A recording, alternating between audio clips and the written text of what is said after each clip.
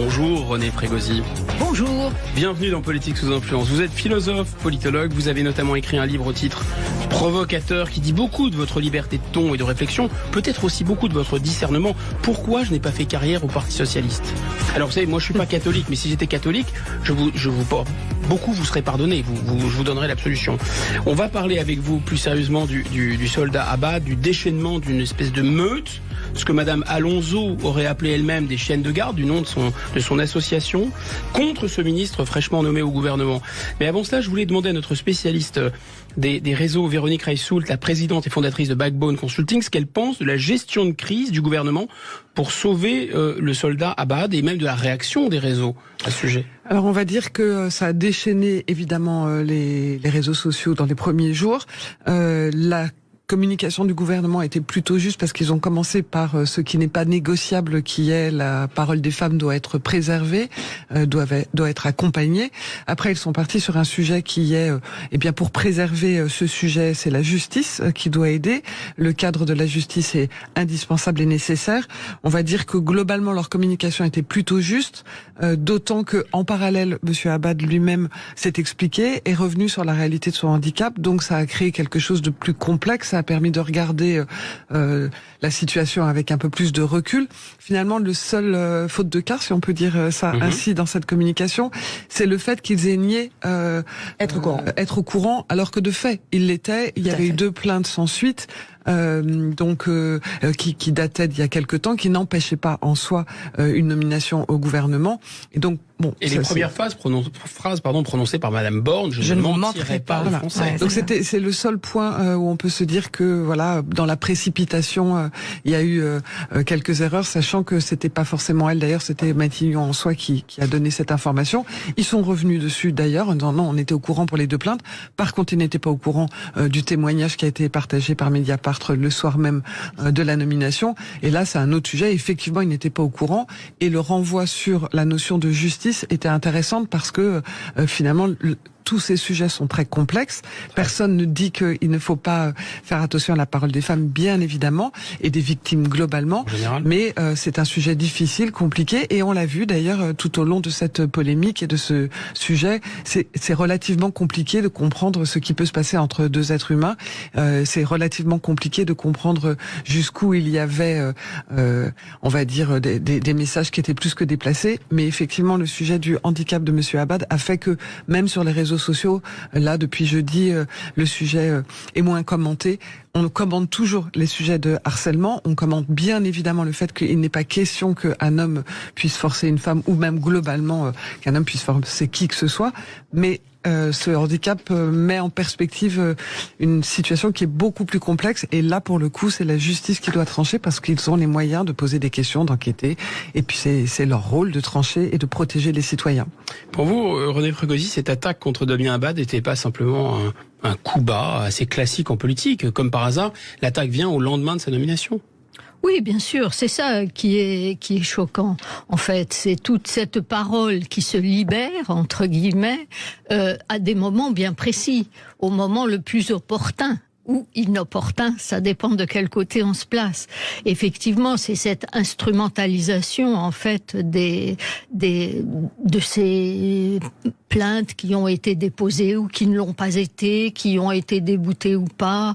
Effectivement, bien sûr que ces questions de harcèlement, et a fortiori de viol, si viol il y a eu lieu, sont des questions extrêmement complexes, mais en effet qui doivent être traitées par la justice. Et à ce moment-là, il faut qu'il y ait dépôt de plainte auprès de la justice. Or, en l'occurrence, il y a peut-être eu des mots déplacés, c'est probable, c'est possible, bon. Mais en tous les cas, il y a eu une plainte, il n'y a pas eu de suite. Donc, l'affaire est classée normalement. Et au fond, il ne fallait pas s'en tenir à la jurisprudence Balladur, c'est-à-dire quand un ministre est mis en examen, il quitte le gouvernement tant que son affaire n'est pas réglée. Là, finalement, on a envisagé, il y a eu une pression en ce sens pour que M. Abad soit sorti du gouvernement, mais ça fait écho directement à la situation de M. De Rugy. Oui, parce qu'en fait, là, se parce mêle... que M. de Rugy n'est pas mis en examen, il est parti, lui, pour le coup. Oui, lui, il a démissionné. Mais ça, c'était son problème, je dirais. C'est vrai, sous la pression des réseaux, notamment. Des réseaux, effectivement. Mais vous voyez, pour cette question de M. Abad, en fait, on mélange beaucoup de problèmes. Enfin, se mêlent beaucoup de problèmes. Il y a la question politique. La question de tactique politique, de riposte politique à une attaque à un moment donné, effectivement, mise en place d'un gouvernement, ça c'est une chose. Mais on parle aussi en même temps du fond, c'est-à-dire le problème des relations entre hommes et femmes, le problème du harcèlement, le problème du viol, de l'agression sexuelle, etc. Donc tout se mélange, je crois qu'il faut serrer un petit peu les problèmes. Alors, pour ce qui est de la réponse politique, effectivement, moi je pense que il serait raisonnable, de s'en tenir toujours à la même ligne. Or, ce n'est pas le cas. Donc ça, il y a même du en même pose temps. Problème. Il y a même du en même temps, René Frégosi, avec M. Dupond-Moretti, par exemple, on comprend pas. Exactement. Qui lui, pour le coup, est mis en examen. Tout à fait. Lui, il reste, et l'autre, il est même pas mis en examen, et il est question qu'il parte. Voilà, donc là, il y a une incohérence qui est insupportable. Mais bon, le en même temps est souvent insupportable, effectivement. Mais donc, la question politique, c'est une chose, et elle est, à mon avis, elle a été plutôt mal gérée en fait, mais parce que effectivement, soit ils étaient au courant, et tout ce qui devait être le cas de ces plaintes qui n'ont pas eu de suite judiciaire. Tout en sachant que l'affaire pouvait remonter médiatiquement. Exactement.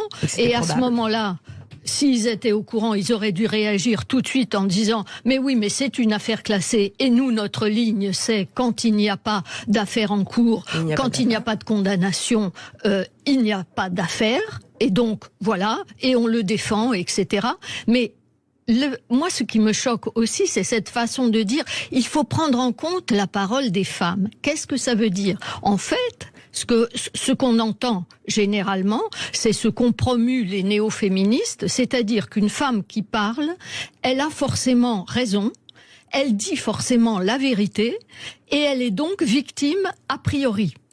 Donc, ça veut dire qu'on nie complètement le parcours judiciaire. C'est ça. Et finalement, et ça m'a gêné un peu que, effectivement, la première ministre dise il faut prendre en compte la parole des femmes. Mais ça veut dire quoi ? Ça veut dire, à ce moment-là, Monsieur Abad est coupable. En fait, évidemment qu'il faut prendre en compte la parole des victimes. Bien sûr. Mais ce qu'elle avait dit, c'était pas tant qu'il fallait prendre en compte, c'était qu'il fallait protéger cette parole et que, justement, la voie de la judiciarisation et le fait que ça se passe devant la justice et que ce soit donc des juges qui arbitrent et qui aient une enquête, est une façon de protéger la parole. Oui, c'était tout à fait. Ça son propos. Oui, mais c'était ambigu. Et cette ambiguïté, elle a été renforcée notamment par Madame Bourguignon. Qui a refusé de prendre parti. Qui a refusé de prendre parti et qui a dit, je crois vraiment texto, je prends la défense de toutes les femmes.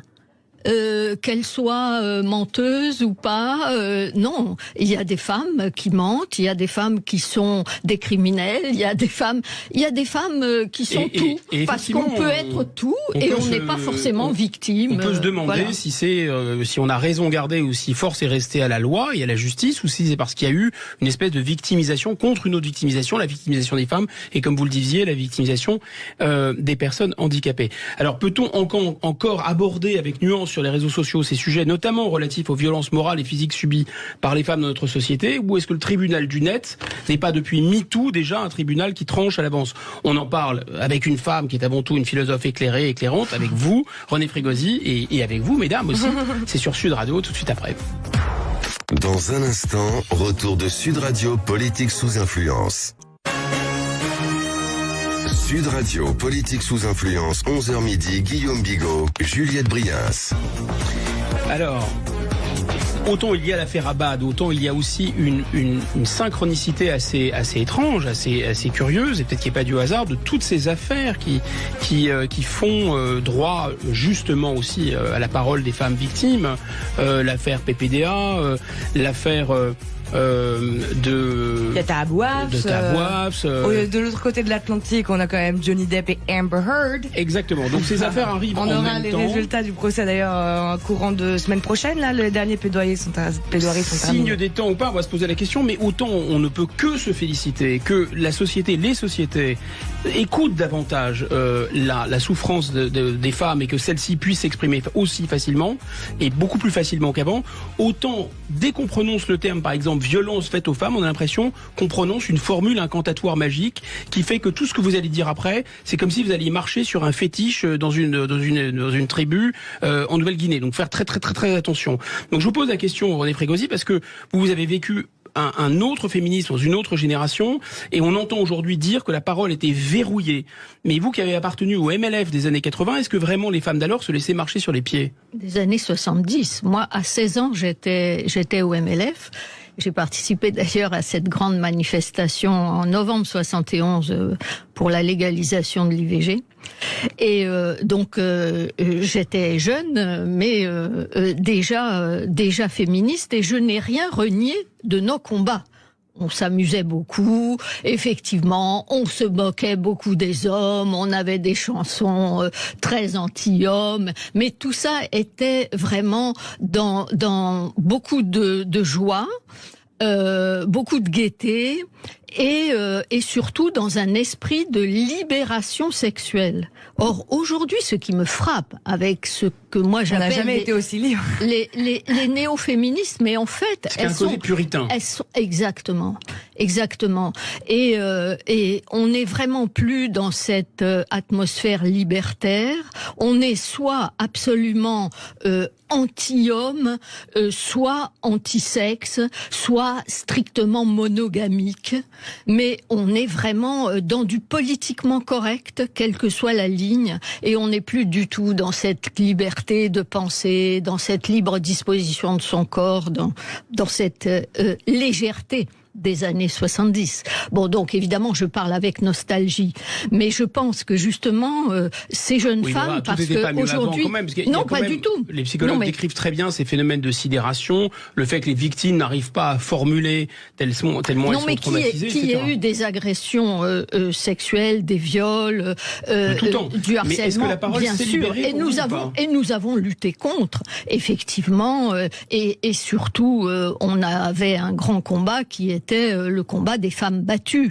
Et aujourd'hui, ça dure encore. Donc c'est vrai que effectivement, la situation ne s'est pas complètement améliorée, mais j'ai quand même le sentiment que ces jeunes femmes ne réalisent quand même pas le chemin parcouru et n'ouvrent pas des perspectives optimistes en disant nous reprenons ce combat, nous le continuons, il n'y a pas de continuité. Tout n'est pas réglé, effectivement, et il n'y a pas non plus un objectif d'amélioration. On a le sentiment que les femmes sont victimes de toute éternité et qu'elles le seront toujours. Et ça, c'est vraiment terrible. J'ai une question. Est-ce qu'il n'y a pas une notion quand même, mais je demande, de hiérarchie, ou dans le cadre professionnel? Par exemple, on parlait de PPDA tout à l'heure, lorsque ces jeunes femmes qui travaillaient à TF1 étaient invitées dans son bureau à titre professionnel et qui se retrouvaient draguées, embrassées ou plus... qu'il y ait viol ou pas viol, c'est-à-dire est-ce qu'il y a l'emprise sur la hiérarchie compte bien légalement entendu. Donc bien non mais légalement moi je suis pas d'accord parce que je pense que chaque individu reste libre et maître de son destin. Et donc, lorsque statutairement dans la société, un individu n'est pas un esclave, majeur, tout individu majeur, voilà, effectivement, est libre de son destin. Alors c'est vrai, bien entendu. Lorsque vous avez une pression, mais c'est comme la pression économique. Je veux dire, vous êtes parfois contraint de prendre des jobs qui ne vous conviennent pas. Vous êtes contraint dans la vie. On est contraint à beaucoup de choses, mais on est quand même libre de le faire ou de ne pas le faire. De dire non. Bien sûr, on est libre de dire non. Alors oui, il y a des conséquences. Et c'est scandaleux qu'il y ait des conséquences négatives à votre non, à l'avance. Et la loi est aussi là pour protéger les faibles contre exactement. les forts. Mais si vous voulez, ça n'est pas propre à une relation homme-femme d'un point de vue de nature des sexes. C'est effectivement une position sociale. Lorsque vous avez plus de femmes qui sont en position d'autorité, vous pouvez aussi avoir de la part des femmes un comportement qui va mettre sous emprise morale des subordonnés, que ça soit pour obtenir des faveurs sexuelles ou autre. Donc, si vous voulez, évidemment... Est-ce que ça veut dire qu'à l'avènement de MeToo et de la discrimination positive, de la parité, on va se retrouver avec de plus en plus d'agresseurs femmes ? Ben, écoutez, j'allais vous dire, je l'espère. Parce que moi, j'ai toujours... Non, mais vous avez raison, bien sûr, je ne l'espère pas. Mais oui, non, mais il faut préciser aujourd'hui, parce que le second degré n'existe plus. Donc, effectivement, il faut toujours faire révérence à des... par des paroles rituelles, comme vous le disiez, Guillaume. Donc, effectivement, moi, j'ai toujours revendiqué pour les femmes le droit à la bêtise et à la méchanceté. Parce que nous ne sommes pas plus gentilles par essence. Des anges. Nous ne sommes pas des anges, nous ne sommes pas douces forcément. Moi, vous savez... Mes idoles femmes, ce sont les combattantes kurdes en battle dress qui se défendent contre l'islamisme. Ça, c'est des femmes. Et bien, oui, elles tuent. Elles aussi, elles en sont capables. Mais pas de la parce que nous sommes capables de tout. Vous pouvez pas nier qu'il y a des Vous pouvez pas nier qu'il y a des différences fondamentales quand même entre les hommes et les femmes dans le comportement, dans les caractéristiques. La douceur, elle est attribuée à la femme pour certaines raisons qui sont légitimes. Vous avez des différences sexuelles. Vous avez des formes de sexe, des fonctions sexuelles qui sont différentes. Mais aujourd'hui, d'ailleurs, voyez, quand je dis sexe, non, parce qu'on parle plus de sexe, hein, on parle de genre. Mais le genre, c'est pas pareil que le sexe. Le genre, ça existe, c'est un concept que je ne renie pas du tout. Mais moi, je vous parle de différences sexuelles.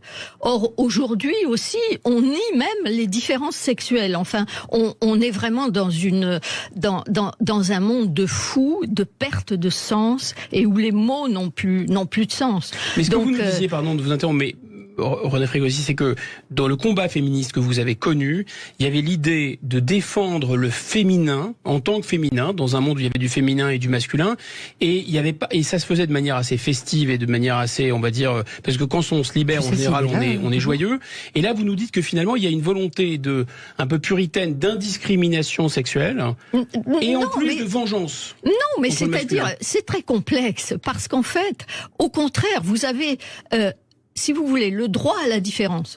Qu'il y ait des différences entre les hommes et les femmes, entre le sexe masculin et le sexe féminin, pour moi, c'est une évidence. Or, ça ne l'est pas pour toutes. Mais c'est ça qui gêne aujourd'hui, non ? Oui, c'est le sexe qui gêne, mais en fait, on en rajoute sur le genre. Et si vous voulez, le problème, c'est que au sein du MLF, vous aviez toujours deux courants. Il y avait le courant des différentialistes qui revendiquaient des droits différents au nom du droit à la différence. Et on voit aujourd'hui que c'est cette dérive-là qui est devenue hégémonique, dominante, alors que nous autres, nous étions pour le droit à l'égalité. L'égalité des droits entre, qu'on soit différent ou pas, on revendiquait l'égalité des droits. Or, le différentialisme nous conduit paradoxalement aujourd'hui à nier la différence sexuelle physiologique. C'est extrêmement complexe à comprendre. Oui. C'est pour ça, c'est un mouvement socio-psychologique très complexe. Mais en tous les cas, ce qui est clair, c'est que la différenciation sexuelle ou de genre amène aujourd'hui à une revendication de différence des droits. Et ça, c'est... Puisque vous voyez, les droits des victimes, absolument, le droit des victimes supposées est supérieur à l'innocent présumé. c'est vraiment, on est dans l'inversion des valeurs, dans l'inversion et dans le changement de sens des mots, des concepts. René Frégosi, je vous remercie. Je rappelle que vous êtes l'auteur de Comment je n'ai pas fait carrière au PS chez Ballant et de bien d'autres ouvrages truculents et subtils. On va à présent parler d'un sujet infiniment plus tragique, un phénomène qui, contrairement à la guerre symbolique des sexes américaine, n'a pas encore complètement envahi la France, c'est les tueries de masse dans les écoles. Pourquoi certains jeunes ouvrent le feu sur d'autres jeunes aux États-Unis? On en parle avec un avocat qui est aussi le président de France-Amérique, Jean-Claude Beaujour. C'est tout de suite après. Dans un instant, retour de Sud Radio Politique sous influence.